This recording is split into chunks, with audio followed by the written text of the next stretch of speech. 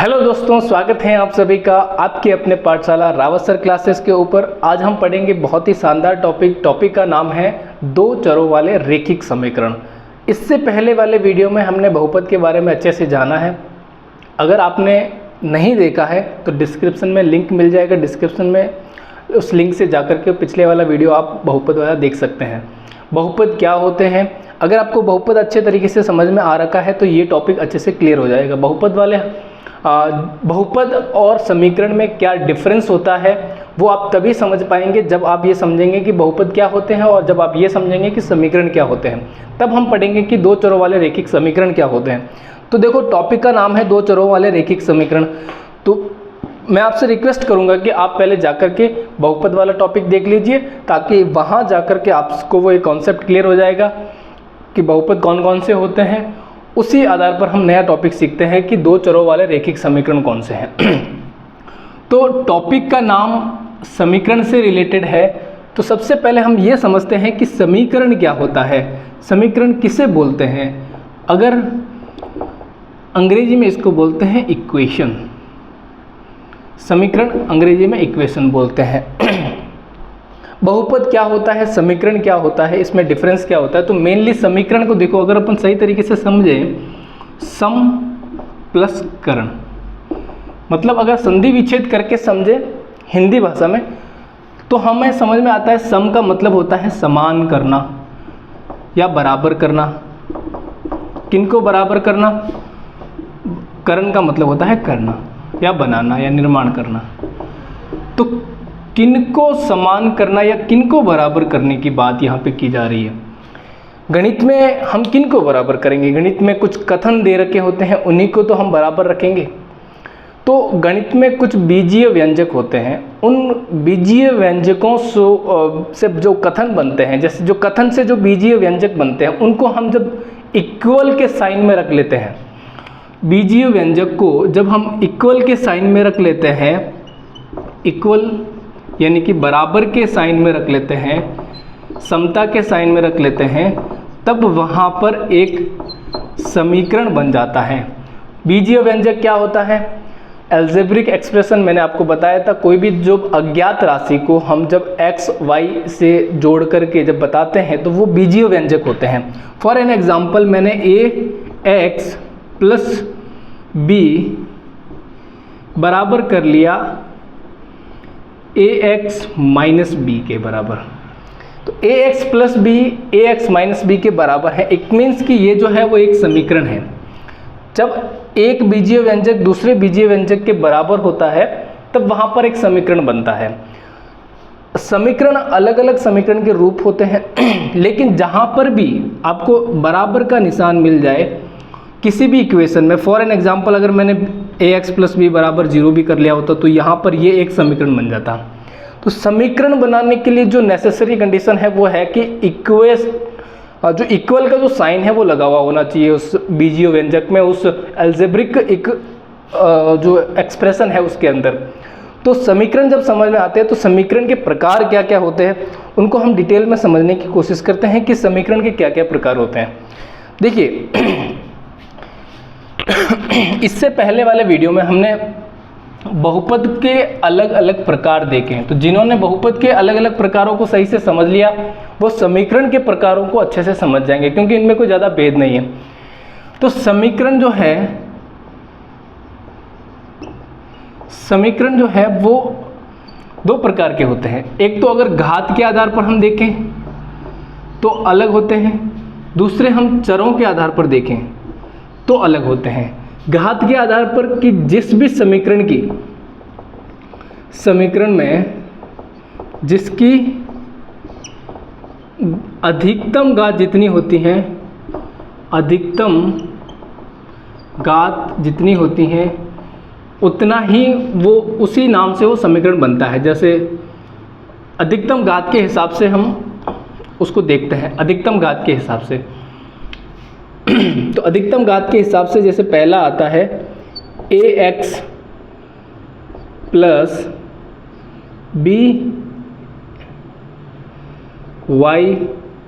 bx बराबर 0। दूसरा है A X square plus B X plus C बराबर 0। तीसरा है A X square plus A X cube B X square plus C X plus D बराबर 0। 4 हो जाएगा ए एक्स की घात 4 बी एक्स की घात 3 C X square D X plus E बराबर 0। इस तरीके से अलग अलग इक्वेशन लिखी हुई हैं। तो जब अधिकतम घात होती हैं एक होती हैं तो उसको बोलते हैं हम रेखिक समीकरण। जब अधिकतम घात एक होती हैं तो इसको अपन लीनियर इक्वेशन बोलते हैं, रेखिक समीकरण बोलते हैं। लीनियर इक्वेशन या फिर रेखिक समीकरण। रेखिक समीकरण जब अधिकतम घात 2 होती हैं तो उसको अपन बोलते हैं द्विघात समीकरण। इंग्लिश में इसको बोलते हैं क्वाड्रेटिक इक्वेशन। 3 अधिकतम घात होती हैं, देखो चर की जब अधिकतम घात 3 है, यहाँ पे अधिकतम घात जितनी होती हैं उसको अपन बोलते हैं त्रिघात समीकरण। 3 घात होती है तो त्रिघात समीकरण। अधिकतम घात 4 है तो इसको बोलते हैं चतुर्थ घात समीकरण।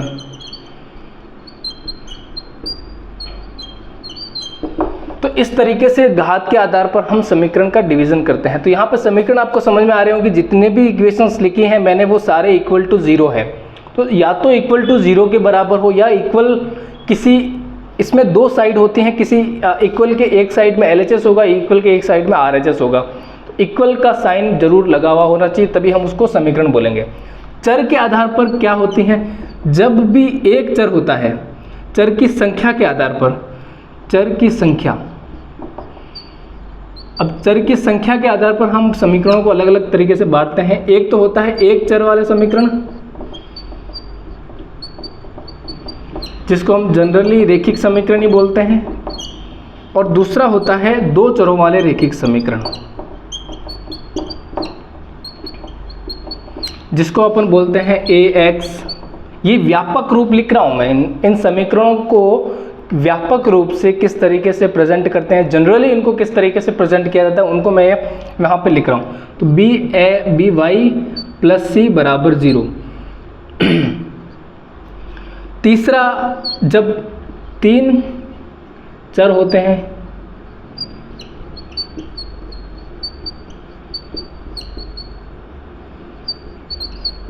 तो 3 चर क्या हो जाएंगे, AX BY CZ plus D बराबर 0। इस तरीके से अलग अलग चर के आधार पर भी हम समीकरण को बांटते हैं, रेखिक, एक चर वाले, 2 चर वाले और 3 चर वाले। ये समीकरण के बेसिक टाइप हो गए। अब हमने जब बहुपद को पढ़ा था तो हमने ये देखा था कि बहुपद के अंदर बहुपद के शून्यंक हम ज्ञात करते थे। तो उस समय हम क्या करते थे, बहुपद के जब शून्यंक निकालने होते थे तो बहुपद को 0 के बराबर पुट करके उसके x के मान निकालते थे।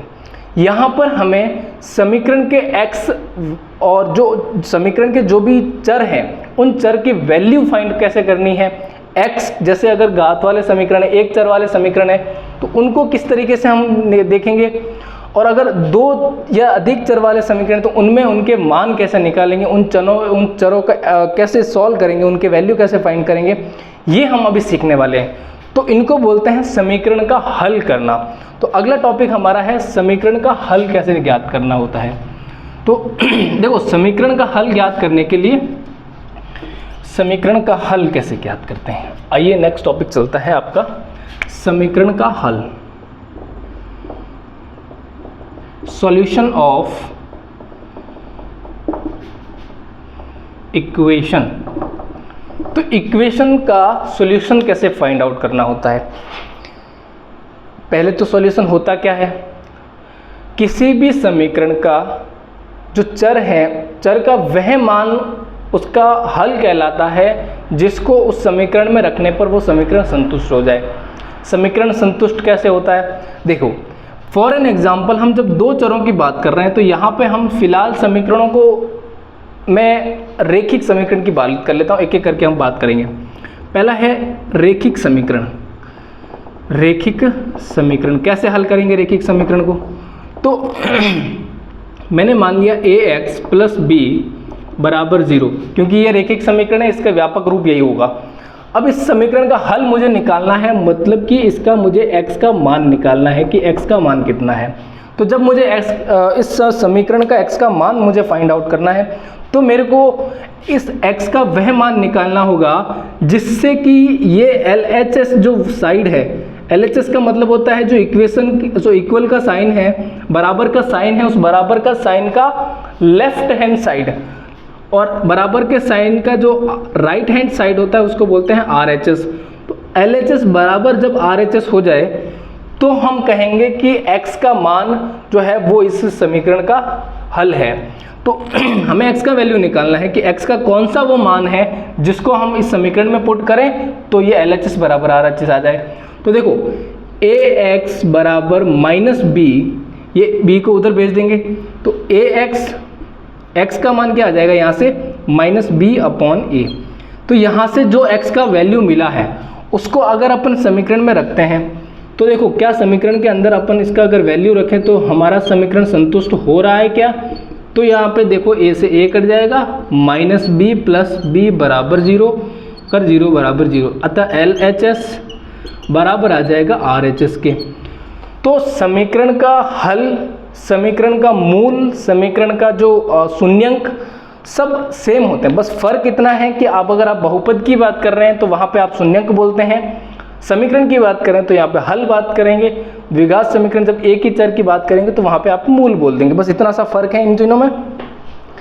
आगे हम चलते हैं द्विघात समीकरण। इससे रिलेटेड हम एक प्रश्न कर लेते हैं ताकि हमारे को समझने में और भी आसानी हो जाएगी। आप चाहे तो साथ ही साथ में नोट्स बना सकते हैं ताकि आपके सॉल्यूशन के लिए बहुत ही अच्छे हो जाएंगे। जैसे क्वेश्चंस लिखता हूं मैं आपके सामने, 4x + 8 बराबर 0, 4x - 8 बराबर 0। तो यहाँ पे इस x का मान क्या होगा, इस x का मान क्या होगा। देखो क्वेश्चंस बहुत आसान है, समझने की कोशिश कीजिएगा। x का मान होगा 4x बराबर 8, x बराबर 8/4, तो यहाँ से मान निकल के आ जाएगा 2। तो यहाँ पे x का मान 2 है, इसका वेरीफाई करने के लिए हम समीकरण में रखेंगे इसको 2 - 8 बराबर 0। तो यहाँ पे आ जाएगा 8 - 8 बराबर 0, अतः 0 बराबर 0। इसका मतलब LHS जो है वो RHS के बराबर है। तो x का मान क्या होगा, 2 होगा। अब हम चलते हैं कि द्विघात समीकरण। जैसे हमने एक चर वाले रैखिक समीकरण तो देख लिए, हमारा मेन टॉपिक जो है उस टॉपिक के ऊपर चलते हैं कि दो चरों वाले जो रैखिक समीकरण है जिसके अंदर दो चर हो उनका सॉल्यूशन कैसे करना है। बेसिक आज हमारा टॉपिक है दो चरों को रैखिक समीकरण को कैसे सॉल्व करते हैं। आप अगर चाहते हैं कि द्विघात समीकरण को कैसे सॉल्व करना है, द्विघात समीकरण के किस तरीके से त्रिघात समीकरण को कैसे सॉल्व करना है, उनको डिटेल में अगर जानना चाहते हैं तो आप कमेंट बॉक्स में कमेंट बॉक्स में लिख सकते हैं, जिससे कि हम नए वीडियो आपके सामने लेके आएंगे। और अगर आप चाहते हैं कि कोई से वीडियो पर हम किसी भी वीडियो पर अगर हम कोई भी वीडियो बनाएं तो आप उस टॉपिक को भी लिख सकते हैं उसमें। अब आप हम समझते हैं कि दो चरों वाले रैखिक समीकरण को कैसे सॉल्व करना है। ax by + c बराबर 0। तो जनरली इसको सॉल्व करने के लिए बहुत सारे मेथड हैं, अलग अलग मेथड से आप सॉल्व कर सकते हैं। हम तीनों ही मेथड पे बात करने वाले हैं, तीनों किन किन मेथड से हम इसको सॉल्व कर सकते हैं। ऐसे इक्वेशन को जब हमें सॉल्व करना होता है तो कौन कौन सी विधि को हम प्रयोग कर सकते हैं कि x का मान निकालना है, किस तरीके से निकालें। तो देखो पहला तरीका होता है x बराबर 0 पुट करो, y का वैल्यू निकाल दो, और y बराबर 0 पुट करो, x का वैल्यू निकाल दो। पहला तरीका, इस तरीके को बोलते हैं ग्राफीय method, graphical method. I hope आपने सभी ने पढ़ा होगा जो 6, 8, 9, 10 के अंदर है, तो ग्राफ विधि तो पढ़ते ही हो।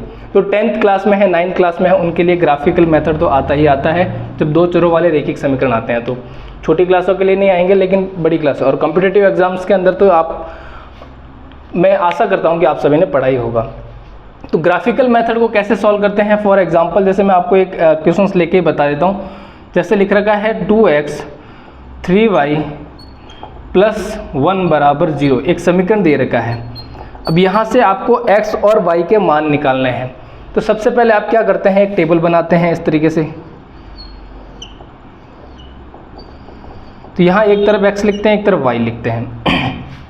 तो जब x बराबर 0 रखने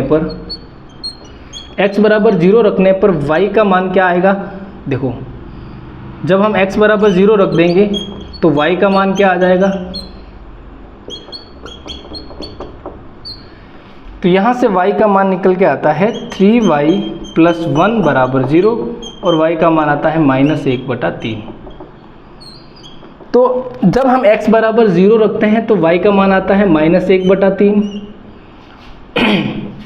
और जब y बराबर क्या रखते हैं 0 रखने पर, y बराबर 0 रखने पर यहाँ पे मान आएंगे 2x प्लस 0 प्लस 1 बराबर 0। तो 2x बराबर -1, सो 2x बराबर -1/2 आ जाएगा। तो यहाँ से x का मान, जब y का मान 0 होगा तो x का मान -1/2 आ जाएगा। अब इसको अपन ग्राफ में अगर रखना चाहते हैं कि ग्राफ के अंदर कैसे रिप्रेजेंट करना है, तो देखो आपको ग्राफ को रिप्रेजेंट करना आपने सीखा होगा। मूल बिंदु यहाँ 0 होता है, यहाँ 1 2, इधर -1 -2, ये x अक्ष होता है, इसको x अक्ष बोलते हैं, इसको y अक्ष बोलते हैं। तो -1 इस तरह है, -2 इधर है, 1 इधर है 2, -1 -2 -3 +1 +2 और +3। हमारे पास वैल्यू कौन कौन सी हैं वो देख लो। हमारे पास है x बराबर 0, 3, 0, -1/3। तो -1/3 आपको पता है 0 और 1 के बीच में कहीं होगी। तो -1/3 और 0 कहाँ पर होगी, कहीं पर यहीं पर होगी, यहाँ पे कहीं मैं मान लेता हूँ। 1/3 1/2 से भी 1/आधे से भी कम होगी, तो मैं कहीं यहाँ पे मान लेता हूँ, यहीं पे होगी, यहाँ पे कहीं होगी। 0 y अक्ष पर 0 है,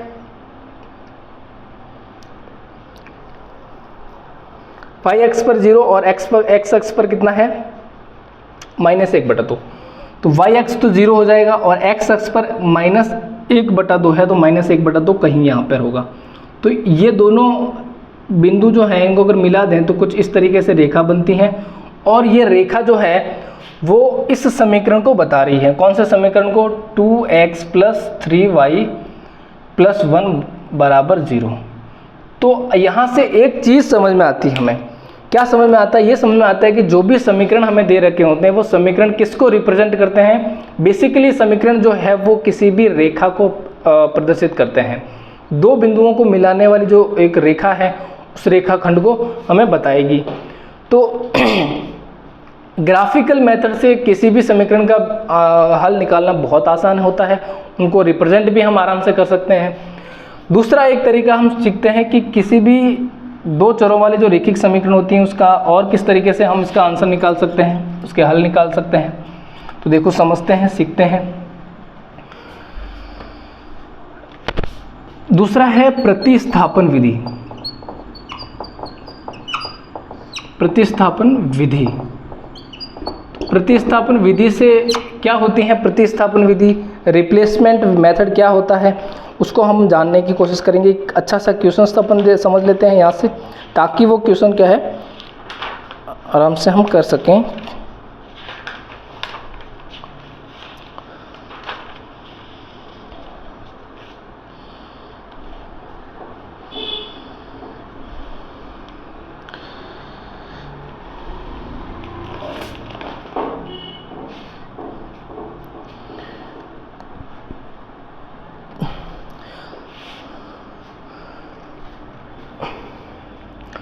अब देखो प्रतिस्थापन विधि जब भी हमें लगानी है तो हमेशा हमें ये ध्यान रखना है कि किसी भी प्रतिस्थापन विधि किसी एक समीकरण के लिए नहीं लगेगा। जैसे हमारे को दो समीकरण दे रखे होंगे x प्लस 7y बराबर 0 और 2x प्लस -8 बराबर 0, तो y बराबर 0। तो इस तरीके से हमें अलग दो इक्वेशन दे रखी हैं। इन दो इक्वेशन को हमें कैसे सॉल्व करना है, यहाँ पर जब दो इक्वेशन दे रखी हैं तो इनको कैसे सॉल्व करना है, इसके लिए हमारे पास एक मेथड है प्रतिस्थापन विधि, विलोपन विधि, और एक और मेथड है जिसको अपन बोलते हैं वज्रगुणा विधि। तो इन मेथड से हम क्या करते हैं, दो से अधिक जो हमें समीकरण दे रखे होते हैं उनके वैल्यू हम निकाल सकते हैं। तो जैसे मान लो एक समीकरण है x + 7y = 0 और 2x 8y = 0। तो यहाँ पे जब इनका वैल्यू निकालना होता है तो क्या करते हैं, जब हम सबसे पहले समीकरण 1 लेते हैं, समीकरण 1 से क्या करते हैं, x = -7y, x का मान निकाल लेते हैं। मतलब एक x को निकाल करके समीकरण 2 में, अब x का मान समीकरण 2 में प्रतिस्थापित कर लेंगे। समीकरण 2 में क्या है, समीकरण 2 x का मान क्या हो जाएगा, यहाँ पे 7 - 7y - 8y = 0। तो यहाँ से देखो क्या निकल रहा है, यहाँ से आया -14y = 8y। तो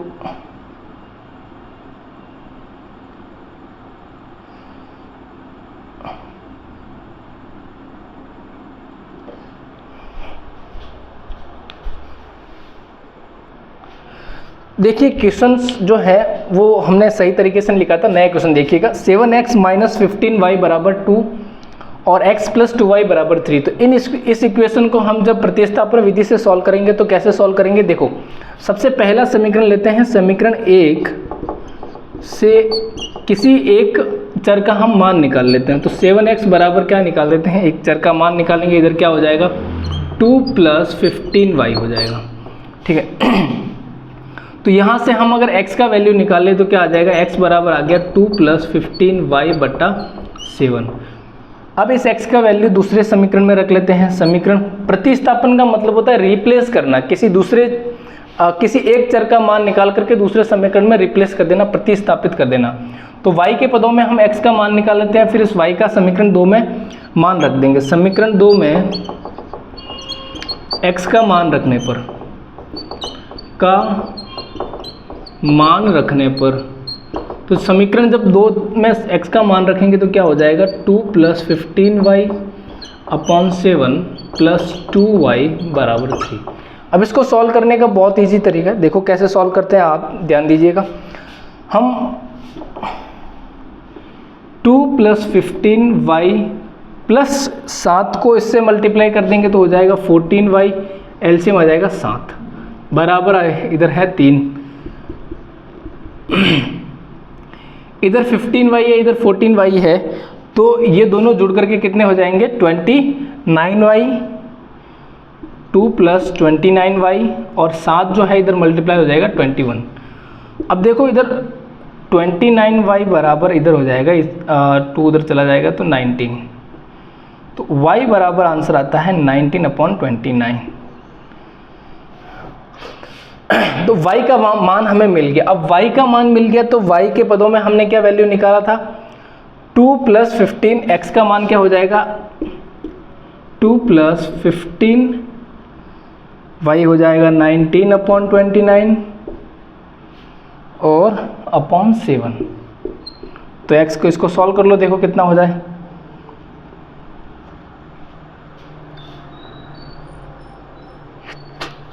इसको सॉल्व कर लेंगे तो हो जाएगा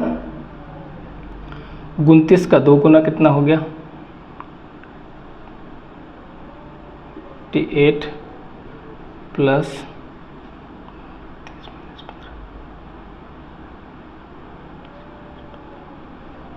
285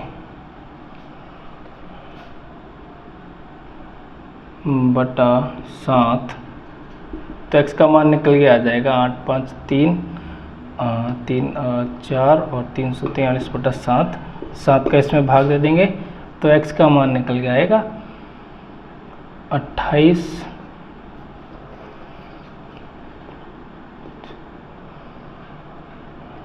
343